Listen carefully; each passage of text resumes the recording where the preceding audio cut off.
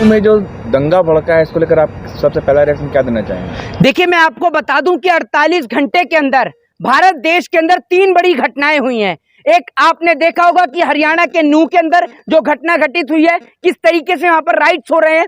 दूसरी घटना मैं आपको बता दूं कि जयपुर से है, किस तरीके से आपने देखा होगा कि जयपुर से बॉम्बे जा रही ट्रेन के अंदर एक पुलिस के द्वारा, जो आरपीएफ का जो जवान है, उसके द्वारा गोली मारी जाती है। और तीसरी बड़ी घटना बरेली की, जहां पर कावड़ी जो है, उनके बीच में से कुछ व्यक्ति जो है वो फायरिंग करने का काम करते हैं, जिसके बाद कावड़ियों के ऊपर लाठी चार्ज करी जाती है। आपको मैं बता दूं कि पूरा देश कश्मीर से कन्याकुमारी तक जल रहा है, लेकिन जहां हमारे देश के प्रधानमंत्री नरेंद्र मोदी जी चुनावी रैली में व्यस्त हैं, तो हमारे देश के तमाम नेता 2024 की बैठक में व्यस्त हैं। लेकिन पूरा देश इस नफरत की आग में जल रहा है। आखिर कौन है वो व्यक्ति जो इस देश के अंदर हिंदू और मुसलमान के बीच में नफरत पैदा करने का काम करते हैं? क्योंकि जब एक और रथ यात्रा निकलती है, तो मैंने देखा कि उस रथ यात्रा के दौरान जब एक मुस्लिम भाई की डेथ हो जाती है, तो उसका जनाजा निकलने के लिए सारे ढोल और ताशों को बंद कर दिया जाता है और उस जनाजे को निकलने के लिए रास्ता दी जाता है। लेकिन उसके बाद आप देखते हैं कि हरियाणा के अंदर कल जिस तरीके से वहां पर दंगे होते हैं, उसके पीछे किसका हाथ है?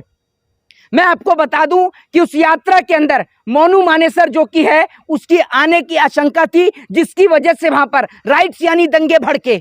मैं आपसे पूछना चाहता हूं कि क्या हमारे देश की शासन व्यवस्था और हमारे देश की सरकार आज इतनी कमजोर हो गई है कि जगह जगह दंगे होते हैं?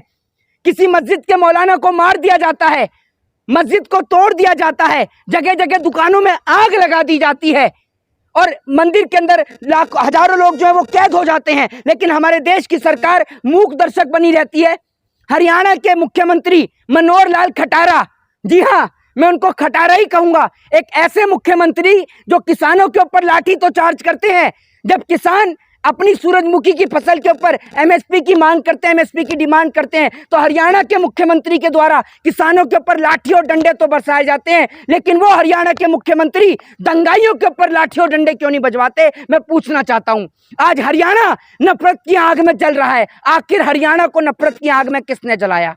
एक और इससे पहले मणिपुर नफरत की आग में जल रहा है। पूरा भारत देश आज जल रहा है, कश्मीर से कन्याकुमारी तक। आज आप देख लीजिए, हरियाणा के अंदर धारा 144 लगी हुई है, उधर मणिपुर के अंदर धारा 144 लगी हुई है। नेट सेवा बंद कर दी गई है, हरियाणा में नेट सेवा बंद कर दी गई है। आप सोच कर देखिए, जब आप और हम कहते हैं कि हम आजाद भारत के आजाद नागरिक हैं, उस आजाद भारत के आजाद नागरिक, जिस देश ने इस धरती को अब्दुल कलाम आजाद जैसे वीर सपुत्र दिए, जिस देश की मिट्टी ने इस देश को अशफाक उल्लाह खां, राजगुरु सुखदेव और भगत सिंह जैसे सुपुत्र दिए, आज उस धरती, जिस धरती को अंग्रेजों से हम लोगों ने आजाद कराया, हिंदू मुस्लिम सिख ईसाई ने एक साथ मिलकर इस धरती को अंग्रेजों से मुक्त कराया, आज ये धरती वापस से गुलाम होने की तादाद पे आ गई है। उसके पीछे का कारण यह है कि डिवाइड एंड रूल।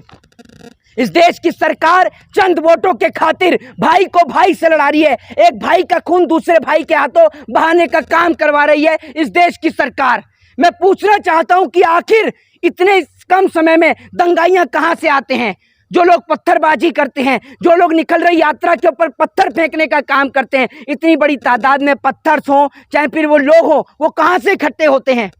मुझे यह समझ में नहीं आता कि हमारे देश की शासन व्यवस्था क्या करती है, प्रशासन क्या करती है। आज तक मैंने प्रधानमंत्री की रैली के ऊपर तो पथराव होते हुए नहीं देखा, मुख्यमंत्री की रैली के ऊपर तो पथराव होते हुए नहीं देखा। जब प्रधानमंत्री और मुख्यमंत्री की रैली के ऊपर पथराव नहीं होता, तो मैं पूछना चाहता हूं कि जब हिंदुओं की रैली निकलती है, यात्रा निकलती है, तो उस पर पथराव क्यों होता है?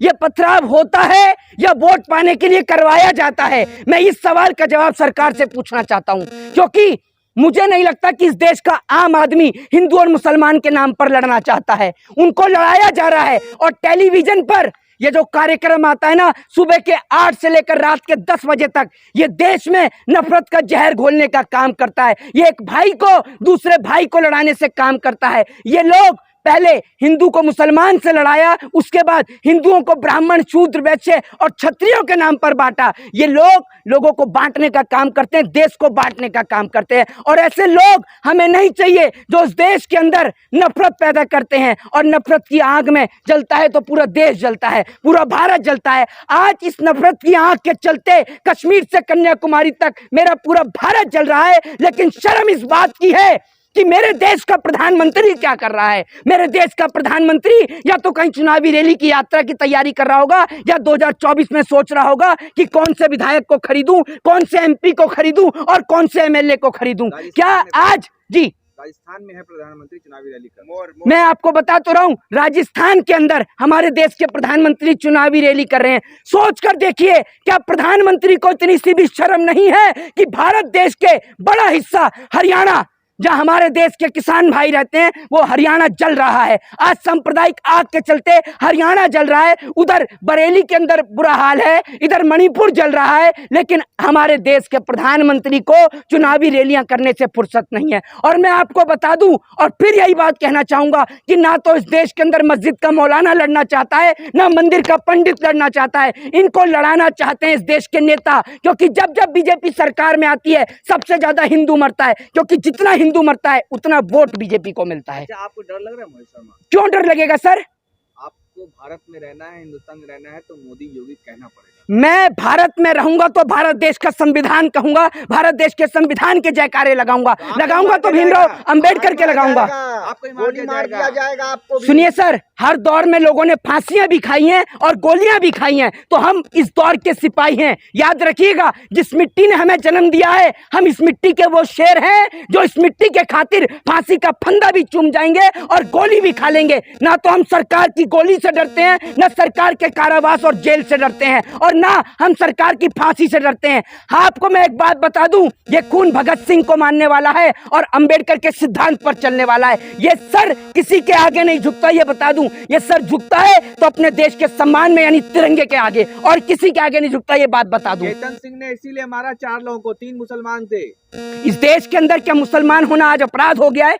वो मुसलमान जिसने इस देश को मिसाइल दी, वो मुसलमान जिन्होंने मीर उस्मान अली के नाम पर इस देश को 5 टन सोना दिया, वो मुसलमान जिन्होंने आज हमारे देश के बॉर्डरों की रक्षा भी कर रहे हैं, सुरक्षा भी कर रहे हैं। जब जम्मू कश्मीर में शहीद होने की बात आई तो मुदस्सिर अहमद शेख भी वहां पर शहीद होते हैं। आज लोगों को हिंदू और मुसलमान के नाम पर बांटा जा रहा है।